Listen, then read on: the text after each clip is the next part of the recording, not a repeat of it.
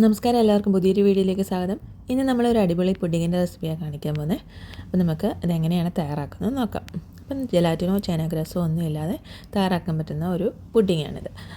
ഇപ്പം മാമ്പഴ സീസണൊക്കെ ആകുമ്പോൾ എല്ലാവരുടെയും വീട്ടിൽ മാങ്ങയൊക്കെ കാണുമല്ലോ.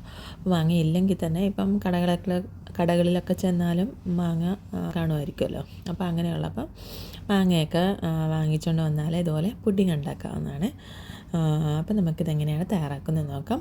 അപ്പം ഞാനിവിടെ ഒരു 2 കപ്പ് വിപ്പിംഗ് ക്രീം ഒരു ബൗളിനകത്തോട്ട് ഒഴിച്ചു കൊടുക്കുകയാണ്.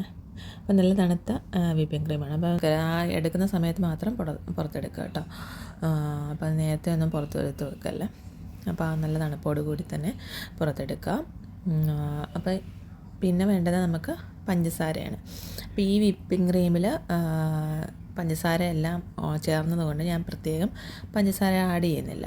അപ്പോൾ പഞ്ചസാര ഷുഗർ കണ്ടൻറ്റ് ഇല്ലാത്ത വിപ്പിംഗ് ക്രീം ആണെങ്കിൽ കുറച്ച് പഞ്ചസാര പൊടിച്ചത് ചേർക്കുന്നത് നന്നായിരിക്കും. നല്ലപോലെ ഒന്ന് ബീറ്റ് ചെയ്തെടുക്കാം. കേക്കിനൊക്കെ ചേർക്കത്തില്ലേ വിപ്പിംഗ് ക്രീം, അത്രയും അങ്ങ് പഫാക്കണ്ട. അതൊരു നമ്മളൊരു സ്പൂൺ കൊണ്ട് ഒഴിച്ചാൽ താഴോട്ട് പോലെ ആ ഒരു രീതിയിൽ നമ്മൾ ഇതൊന്ന് ബീറ്റ് ചെയ്തെടുക്കണം. അപ്പോൾ നല്ലപോലെ ഒന്ന് ബീറ്റ് ചെയ്തെടുക്കാം. കുറച്ച് നേരം ബീറ്റ് ചെയ്ത് കഴിയുമ്പം ഒന്ന് നല്ലപോലെ തിക്കാകാൻ തുടങ്ങും. അപ്പോൾ അതുവരെ ഒന്ന് നമുക്ക് ബീറ്റ് ചെയ്തെടുക്കാം.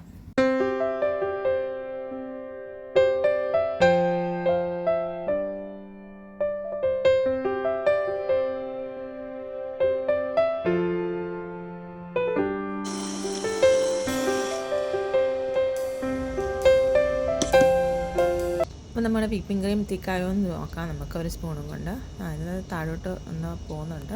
ഇച്ചിനും കൂടി നമുക്കൊന്ന് ബീറ്റ് ചെയ്തെടുക്കണം.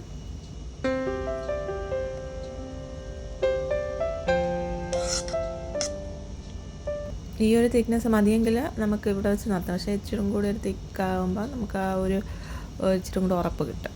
അപ്പോൾ അതിന് വേണ്ടി നമുക്കൊന്നും കൂടി ഒന്ന് ബീറ്റ് ചെയ്തെടുക്കാം. അപ്പം കുറച്ചും കൂടി ഒന്ന് ബീറ്റ് ചെയ്തെടുക്കുന്നുണ്ട്. അപ്പോൾ ഒന്ന് തിക്കാകുന്നിടം വരെ നമുക്ക് വേണ്ട. ഇപ്പം നമ്മൾ സ്പൂൺ കൊണ്ട് ഇതുപോലെ എടുക്കുകയാണെങ്കിൽ അത് താഴോട്ട് വീഴാതിരിക്കുന്നത് കേട്ടോ. അപ്പോൾ അത്രയും ഒരു തിക്നെസ്സിൽ നമ്മൾ ഒന്ന് ബീറ്റ് ചെയ്തെടുക്കുക.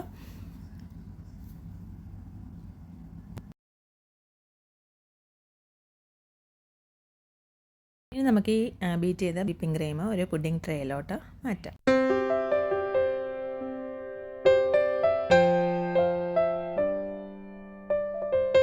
ഇനി നമുക്ക് ഈ പുഡിംഗ് ട്രേ നമുക്ക് ഫ്രിഡ്ജിൽ വെച്ചിട്ട് ഒരു 30 മിനിറ്റ് ഒന്ന് കവർ ചെയ്ത് മാറ്റി വെക്കാം. അപ്പോഴത്തേക്കും നമുക്ക് ബാക്കിയുള്ള കാര്യങ്ങളൊക്കെ തയ്യാറാക്കാം.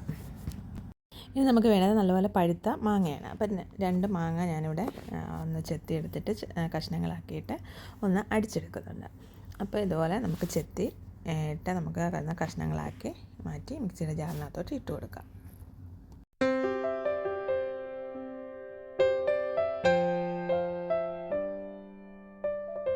ഇനി നമുക്കിതിനകത്തോട്ട് കുറച്ച് പഞ്ചസാരയും കൂടി ചേർത്ത് കൊടുക്കാം. ഞാനൊരു 3 ടേബിൾ സ്പൂൺ പഞ്ചസാര ചേർത്ത് കൊടുക്കുന്നുണ്ട്. അപ്പം പഞ്ചസാരയുടെ കൂടെ തന്നെ നമ്മൾ നമ്മളതൊന്ന് കുറുക്കിയെടുക്കണം. ഈ ഒന്ന് അരച്ച് കഴിഞ്ഞാൽ അതിന് വേണ്ടി ഒരു കോൺഫ്ലവർ, ഒരു തിക്കാകാൻ വേണ്ടി ഒരു കോൺഫ്ലവർ 1 ടേബിൾ സ്പൂൺ കോൺഫ്ലവറും കൂടെ ചേർത്ത് കൊടുക്കുന്നുണ്ട്. അപ്പോൾ ഇനി നമുക്കിതൊന്ന് നല്ലപോലെ ഒന്ന് അടിച്ചിട്ട് വരാം. അപ്പം നമ്മൾ മാങ്ങയെല്ലാം നല്ലപോലെ അരച്ചെടുത്തിട്ടുണ്ട്. ഇനി നമുക്കിതൊന്ന് കുറുക്കിയെടുക്കാം. അപ്പോൾ പാൻ അടുപ്പത്ത് വെച്ചൊന്ന് ചൂടാക്കിയതിന് ശേഷം ഈ മാങ്ങയുടെ മിക്സ് ഒഴിച്ചു കൊടുക്കുക. എന്നിട്ട് ചെറുതീയിൽ വെച്ചിട്ടൊന്ന് ഒരു തിക്കാകുന്നിടം വരെ ഒന്ന് കുറുക്കിയെടുക്കാം. അപ്പോൾ നല്ലപോലെ ഒന്ന് ഇളക്കി കൊടുക്കണം തുടർച്ചയായിട്ട്. അപ്പോൾ അല്ലെങ്കിൽ അടിയിൽ പിടിക്കും കേട്ടോ. അപ്പോൾ അതുപോലെ നല്ലപോലെ ഒന്ന് കുറുക്കിയെടുക്കുക. ഇതുപോലെ ഒന്ന് കുറുകി വരുന്നതായിട്ട് കാണാം. അപ്പോൾ തീ കുറച്ച് കൊടുക്കുക കേട്ടോ. നല്ലപോലെ തുടർച്ചയായിട്ട് ഇളക്കി കൊടുക്കുക. അപ്പോൾ ഇതൊന്ന് കുറുകി വന്നാൽ നമുക്ക് തീ ഓഫ് ചെയ്യാം. എന്നിട്ട് കുറച്ച് നേരം ഒന്ന് തണുക്കാനായിട്ട് മാറ്റി വെക്കുക.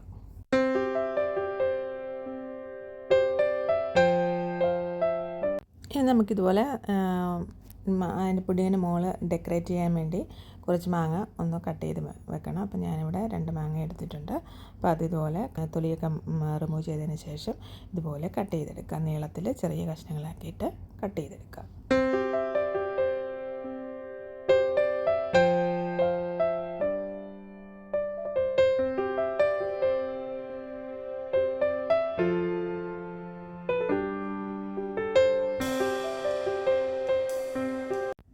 ഇനി ഇനി നമുക്ക് വിപ്പിംഗ് ക്രീം ഫ്രിഡ്ജിൽ നിന്ന് എടുത്തൊന്ന് പുറത്ത് വെക്കാം. നമ്മൾ തണുപ്പിക്കാനായിട്ട് കുറച്ച് നേരം ഫ്രിഡ്ജിൽ വെച്ചിരുന്നു. അപ്പോൾ ഈ ഒരു പ്രോസസ്സിംഗ് ഒക്കെ കഴിഞ്ഞതിന് ശേഷം ഈ മാംഗോ പൾപ്പും ഒക്കെ ഉണ്ടാക്കി അതിന് ശേഷം ലാസ്റ്റിൽ മാത്രം ഇത് ഫ്രിഡ്ജിൽ നിന്ന് എടുത്താൽ മതി.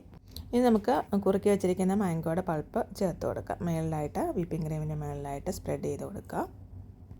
അങ്ങനെ നമ്മുടെ മാംഗോ പൾപ്പ് നമ്മുടെ മുകളിലായിട്ട് ഇതുപോലെ സ്പ്രെഡ് ചെയ്ത് കൊടുത്തിട്ടുണ്ട്. ഇനി നമുക്ക് ഇഷ്ടമുള്ള പോലെ നമ്മൾക്ക് മാംഗോ പീസസ് വെച്ചിട്ട് ഡെക്കറേറ്റ് ചെയ്തെടുക്കാവുന്നതാണ്. അപ്പോൾ ഞാനിവിടെ ഹാർട്ടിൻ്റെ ഷേപ്പും റോസപ്പൂവിൻ്റെ ഷേപ്പും ഒക്കെ ആക്കിയിട്ട് അതിന് സൈഡിലെല്ലാം വെച്ചിട്ടുണ്ട്. സൈഡിൽ നമുക്ക് വിപ്പിംഗ് ക്രീമും കൊണ്ടും ഡെക്കറേറ്റ് ചെയ്യാവുന്നതാണ്. നമ്മൾ കേക്കൊക്കെ ഡെക്കറേറ്റ് ചെയ്യത്തില്ലേ, അങ്ങനെയും ഓരോ നോസിൽ വെച്ചിട്ട് നമുക്ക് അത് ഡെക്കറേറ്റ് ചെയ്യാവുന്നതാണ്. ഞാനിവിടെ മാംഗോ പീസസ് വെച്ചിട്ടാണ് ഡെക്കറേറ്റ് ചെയ്യുന്നത്.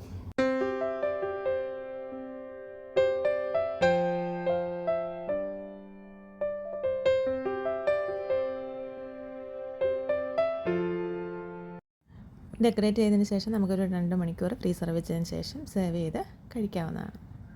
അപ്പോൾ ഇത്രയേ ഉള്ളൂ ഇന്നത്തെ റെസിപ്പി. ഈ വീഡിയോ ഇഷ്ടമായിട്ടുണ്ടെങ്കിൽ ഷെയർ ചെയ്യാനും ലൈക്ക് ചെയ്യാനും കമൻറ്റ് ചെയ്യാനും സബ്സ്ക്രൈബ് ചെയ്യാനും മറക്കല്ലേ. ഇനി അടുത്തൊരു വീഡിയോയിൽ കാണുന്നവരെ ബൈ.